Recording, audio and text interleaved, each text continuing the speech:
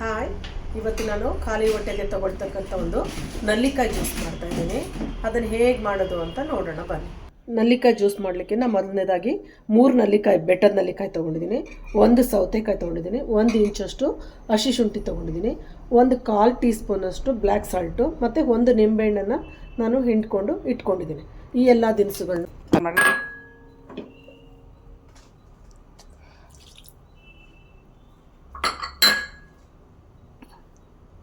1/4 tea ಸ್ಪೂನಷ್ಟು, ಇದಕ್ಕೆ 2ರಿಂದ 2.5 glass ನೀರು.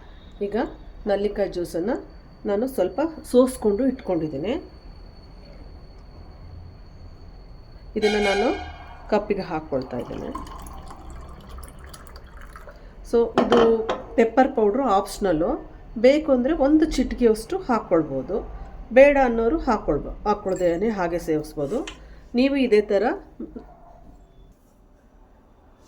ಥರ ಮನೇಲಿ ನಲ್ಲಿಕಾಯಿ ಜ್ಯೂಸನ್ನು ಮಾಡಿ ಬೆಳಗ್ಗೆ ಖಾಲಿ ಹೊಟ್ಟೆಗೆ ಸೇವಿಸಿ ಟೇಸ್ಟ್ ಮಾಡಿ ನೋಡಿ. ಲೈಕ್ ಮಾಡಿ, ಶೇರ್ ಮಾಡಿ. Bye bye. Thank you.